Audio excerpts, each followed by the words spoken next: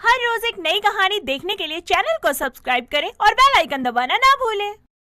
रवीना अपनी आंखों में आंसू लिए अपने बाबा के पास आती है और अपने बाबा से कहती है, बाबा, मैं मोहन से शादी नहीं करूंगी। पर क्यों बिटिया?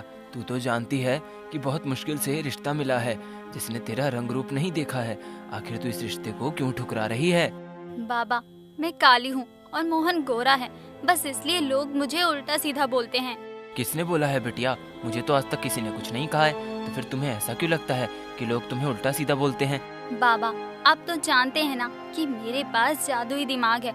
मैं लोगों के मन की बात समझ सकती हूँ। मुझे पता चल जाता है कि सामने वाला इंसान क्या सोच रहा है। हाँ, मेरा बच्चा, मैं जानता हूँ। और मैं ये भी जानता हूँ कि तेरा जादुई दिमाग बहुत तेज है। साथ ही मैं अपने इस जादुई दिमाग की वजह से सभी की मदद करती हूँ, पर फिर भी सब मुझे ऐसे ही कहते हैं। ऐसा कुछ नहीं है बेटा, तुम ज्यादा सोच रही हो। खैर, इन सबको छोड़ो और चलो चलकर खाना खा लो। रवीना अब अपने बाबा के साथ बैठकर खाना खाने लगती है। समय गुजरता है और रवीना की शादी की डेट करीब आ रही थी। ऐसे ही एक दिन रवीना की चौखट पर एक बूढ़ी औरत आती है जो रवीना को पुकार लगाते हुए बोलती है, कोई है क्या? मदद कर दो मेरी। मैंने 2 दिन से कुछ नहीं खाया, भूख लगी है, कुछ खाने को दे दो। उस बूढ़ी औरत की आवाज सुनकर रवीना अपने घर की चौखट पर आती है, जहां वो देखती है कि एक बहुत ही बूढ़ी औरत जो कि एक लाठी द्वारा खड़ी थी। उसको देखकर रवीना उस बूढ़ी औरत से कहती है, अम्मा जी, आप कौन हैं? और इस तरह मेरे दरवाजे पर खड़ी होकर आप मुझे आवाज क्यों लगा रही हैं? बेटा, मैं 2 दिन से भूखी हूँ और मेरे बहू बेटों ने मुझे घर से निकाल दिया। कुछ खाने को है तो कुछ दे दे बेटा। उस बूढ़ी औरत की बात सुनकर रवीना अपनी आंखें बंद करती है और उसको पता चलता है कि वो बूढ़ी औरत झूठ नहीं बोल रही। ये जानने के बाद रवीना उस बूढ़ी औरत से कहती है, अम्मा जी, आप अंदर आइए, मैं आपको अभी खाने को देती हूँ। रवीना उस बूढ़ी औरत को अपने घर के अंदर ले आती है, जिसके बाद रवीना रसोई घर में जाती है और सामने एक खाली थाली रख देती है। जिसके बाद अपनी आंखें बंद करके वो अपने दिमाग में बहुत सारे खाने के बारे में सोचती है और अचानक ही वो सारा खाना उस प्लेट में आता है। उस खाने को लेकर अब रवीना उस बूढ़ी अम्मा के पास जाती है और उसे खाना देते हुए कहती है, अम्मा जी, ये लीजिए खाना। अगर आपको और कुछ चाहिए तो आप मुझे बता देना। प्लेट में इतना सारा खाना देखकर वो बूढ़ी अम्मा खुश हो जाती है, जिसके बाद वो उस खाने को खाकर बाहर की तरफ जाने लगती है। तभी रवीना उस बूढ़ी औरत से कहती है, अम्मा जी, आपने पेट भर खाना तो खा लिया, पर जैसा आपने कहा कि आपके बहू बेटों ने आपको घर से निकाल दिया है, तो आप रहेंगी कहाँ? बेटा, दुनिया बहुत बड़ी है, कहीं भी भीख मांग कर खा लूंगी, जैसे आज खाया है। और रही रहने की बात, तो मैं कहीं भी अपनी एक कुटिया बना कर रह लूंगी। उस बूढ़ी औरत की बात सुनकर रवीना एक बार फिर अपनी आंखें बंद करती है और पास में ही एक कुटिया के बारे में सोचती है और बोलती है, अम्मा, यहाँ से कुछ ही दूरी पर आपको एक कुटिया दिखेगी, वो मेरी है, आप उसमें आराम से रह सकती हैं। रवीना की बात सुनकर बूढ़ी औरत उसे आशीर्वाद देती है और वहाँ से चली जाती है। ऐसे ही कुछ दिन बीत जाते हैं। देखते ही देखते रवीना और मोहन की शादी होती है। शादी के बाद आज रवीना की पहली रसोई थी। उसको रसोई के बारे में कुछ पता नहीं था। अब जैसे ही रवीना अपने किचन में जाती है, तभी उसकी जेठानी नेहा रवीना के पास आती है और उससे कहती है, रवीना, तुम अपनी पहली रसोई करने के लिए किचन में तो आ गई, पर क्या तुमने एक बार भी माँ जी से पूछा कि तुम्हें अपनी पहली रसोई में क्या बनाना है? माफ करना नेहा दी, पर मैं तो भूल ही गई थी। मेरे दिमाग से तो ये बात निकल ही गई थी। आप यहीं पर रुको, मैं अभी माँ जी से पूछ कर आती हूँ। इतना बोलकर रवीना अपनी सास के पास चली जाती है और इसी बीच नेहा बड़ी चालाकी से भरा सिलेंडर हटाकर खाली सिलेंडर लगा देती है और जरूरत की कुछ चीजें भी किचन से गायब कर देती है, क्योंकि नेहा काफी गोरी थी। साथ ही उसके ससुराल में कोई काला नहीं था सिवाय रवीना के, इसीलिए वो उसे पसंद नहीं करती थी। वो उसको बिल्कुल पसंद नहीं करती थी और इसीलिए ही उसने उसके साथ ये सब किया था। कुछ देर बाद जब रवीना किचन में आती है तो वो नेहा से कहती है, नेहा दीदी, मैंने माँ जी से पूछ लिया है कि आज मुझे अपनी पहली रसोई में क्या बनाना है, पर ये मेरी पहली रसोई है, मुझे बहुत डर लग रहा है। मुझे आपका साथ चाहिए। क्या आप मुझे बता सकती हैं कि रसोई में क्या चीज कहाँ रखी है? अगर आप मेरी मदद कर देती तो मेरे लिए बहुत अच्छा होता। रवीना, मैं तुम्हारी मदद तो कर देती, पर मैं तुम्हारी मदद नहीं कर सकती। अगर माँ जी को पता चल गया कि मैंने तुम्हारी मदद करी है तो वो मुझ पर बहुत नाराज होंगी। और वैसे भी अब तुम इस घर की छोटी बहू हो और इसलिए तुम्हें अकेले ही इस घर की सारी जिम्मेदारियाँ उठानी होगी और अपनी पहली रसोई भी। सॉरी रवीना, तुम्हारी मदद ना करने के लिए। अब देखती हूँ कि ये कल्लो इस घर का अहम हिस्सा कैसे बनती है। पता नहीं माँ जी ने इसमें ऐसा क्या देख लिया कि देवर जी की शादी इससे करवा दी। नेहा मन में ये सारी बातें सोचकर वहाँ से चली जाती है, पर ये सब कुछ रवीना नेहा के मन की बातें सुन लेती है, लेकिन वो अपनी जेठानी से कुछ नहीं बोलती।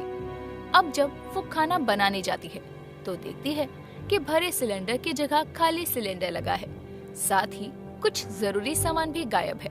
पर फिर भी रवीना हार नहीं मानती और अपनी आंखें बंद करके एक बार फिर नए नए पकवान के बारे में सोचती है।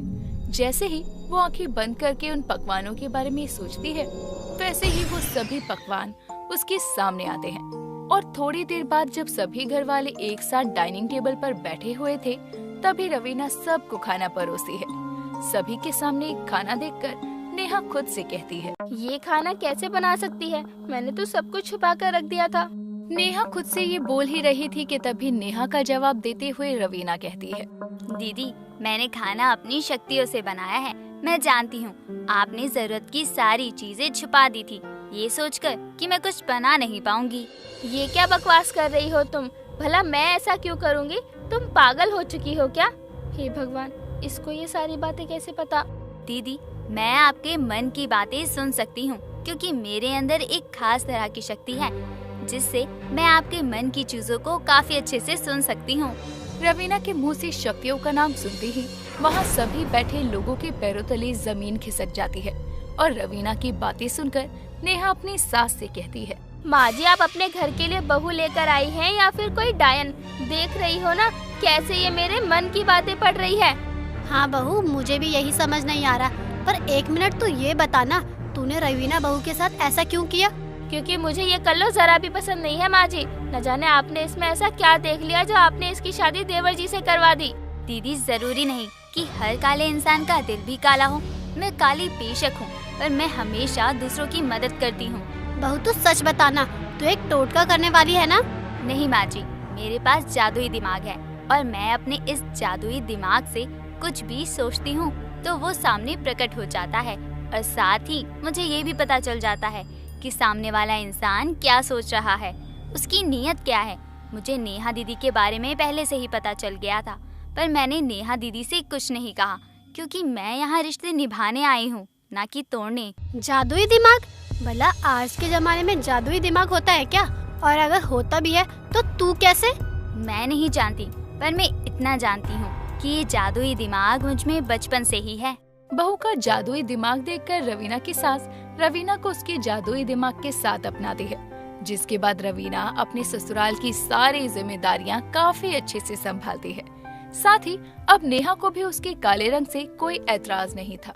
इशिका अपने बाथरूम में नहाने जाती है, जहां पानी गिरा होने की वजह से वो जोर से धम करके फर्श पे गिर जाती है। उसकी चीख सुनकर उसकी माँ सुषमा भागी भागी आती है और अपनी बेटी को ऐसे बाथरूम में फर्श पर पड़ा देखकर बोलती है, अरे क्या हुआ? नीचे क्यों लेटी है? मैं साफ कर चुकी हूँ बाथरूम, अब तू क्यों कर रही है? माँ देख तो लो, मैं फर्श साफ नहीं कर रही बल्कि गिर गई हूँ। अरे दर्द हो रहा है मुझे। हे राम, उठा लो मुझे। अब तुझे गिरी हुई को उठाने भगवान राम तो नहीं आएंगे, मुझे ही करना होगा ये। और वैसे तो दिखती है बहुत पतली सी, वजन तो तेरा 70-80 किलो होगा। यार मॉम, आपको भी यही टाइम मिला है क्या मेरा वजन नापने का? अरे खड़े खड़े मेरी फिरकी ले रही हो, ये नहीं है कि अपनी बेटी की मदद कर दूं। सुषमा इशिका को उठाकर उसके कमरे के बेड पर लिटा देती है, जिसके बाद वो आगे बोलती है, अब बता, तू गिर कैसे गई? नाच रही थी क्या अंदर? हाँ, मुझे सुबह सुबह कोई काम तो है नहीं, इसीलिए नाच रही थी।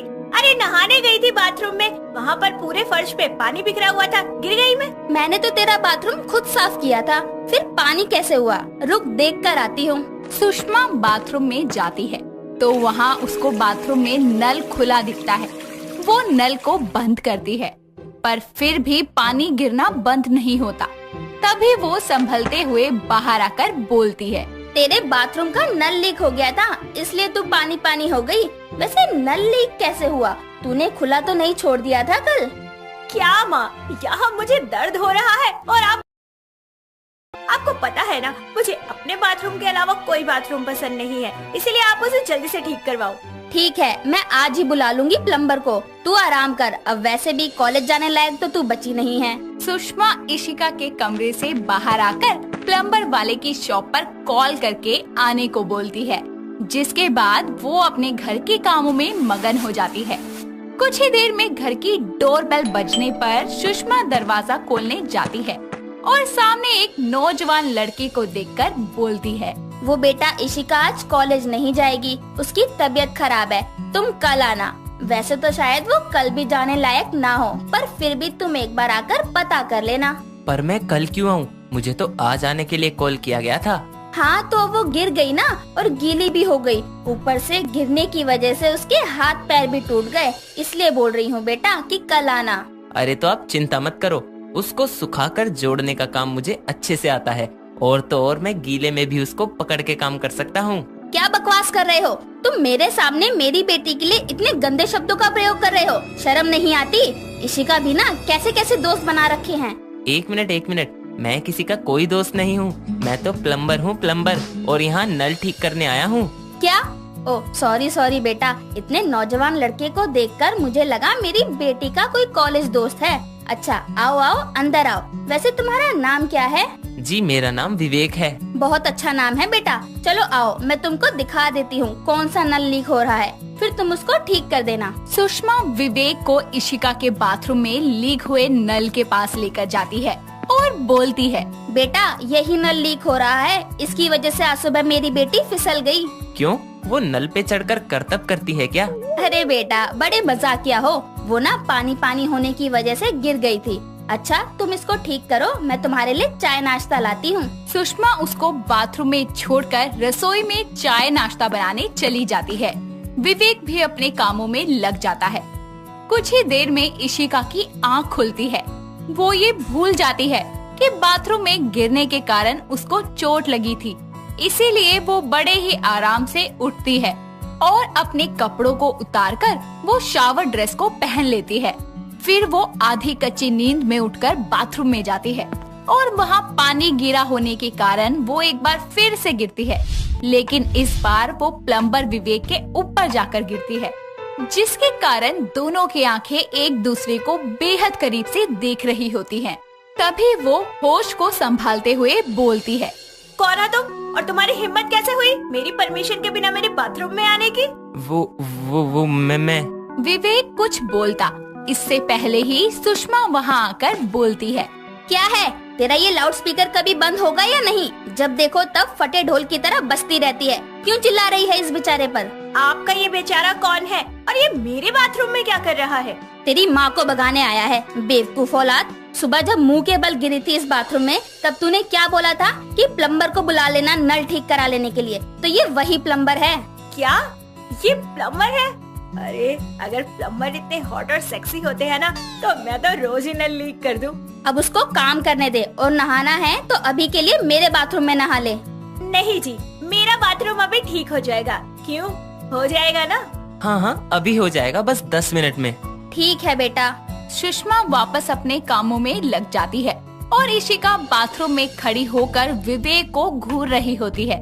विवेक नल ठीक कर देता है, लेकिन उसकी और इशिका की इशारों की बात ने उसके दिल के नल के कनेक्शन को इशिका की दिल की टंकी से जोड़ लिया था। इसके बाद विवेक और इशिका उस दिन के बाद से रोज मिलने लगे और वो उसको कॉलेज छोड़ने और लेने जाया करता। कब एक प्लम्बर ने इशिका का दिल चुरा लिया, उसको ये पता ही नहीं लगा। ऐसे ही एक दिन जब विवेक फाइनली इशिका को प्रपोज करने के लिए पार्क में बुलाता है, तो वो वहाँ आकर उससे बोलती है, क्या हुआ विवेक, यहाँ क्यों बुलाया है? कितनी गर्मी है यहाँ पर। वो इशिका जी, मुझे ना आपसे कुछ कहना था।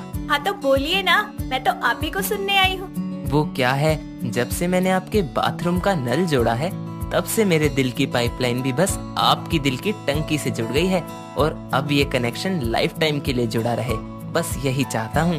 कुछ समझ तो नहीं आया, लेकिन मजा बहुत आया सुनने में, और इतना भी जान गई हूँ कि आप मुझे आई लव यू बोल रहे हो।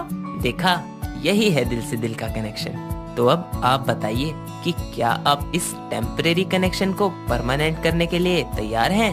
जी मैं तो रेडी हूँ। चलिए ये खुशखबरी माँ को देते हैं। इशिका और विवेक दोनों घर आकर सुषमा को अपने प्यार के बारे में बताते हैं, जिस पर वो उनसे बोलती है, नहीं, ये प्यार मुझे मंजूर नहीं है, तुम दोनों की शादी नहीं हो सकती। पर क्यों माँ? आखिर विवेक में कमी क्या है? नल और दिल दोनों बड़े अच्छे से जोड़ता है। बेटी यही तो दिक्कत है, हमारे घर आया था नल ठीक करने, तेरे से दिल जोड़ लिया, कहीं और जाएगा तो उससे भी जोड़ लेगा। मेरी बेटी तू तो एक पुराना कनेक्शन बन के रह जाएगी। आंटी जी आप चिंता मत करिए, मेरे दिल से इशिका जी के दिल के कनेक्शन का पेच इतना जोर से कसा है ना कि उसमें ना तो कोई लीकेज होगी, ना ही कनेक्शन के पेच ढीले होंगे। भले ही जितना जंग लग जाए, पर मेरे और इशिका जी के कनेक्शन का जोड़ जिंदगी भर मजबूत रहेगा। हाँ माँ, विवेक बहुत अच्छा लड़का है, ना मेरा भरोसा तोड़ेगा और ना कनेक्शन। ठीक है, अब तू इतना बोल रही है तो मैं तेरी शादी के लिए तैयार हूँ, पर आगे तुझे ये ध्यान रखना पड़ेगा कि तेरे और उसके रिश्ते में किसी तरह की कोई जंग ना लगे। सुषमा की रजामंदी के बाद विवेक और इशिका शादी के बेजोड़ कनेक्शन से जुड़ जाते हैं और अपनी एक नई जिंदगी की शुरुआत करते हैं। दोस्तों अगर आपको ये कहानी पसंद आई तो इसे लाइक करें, शेयर करें और कमेंट करके बताएं कि कहानी में आपको सबसे अच्छा क्या लगा।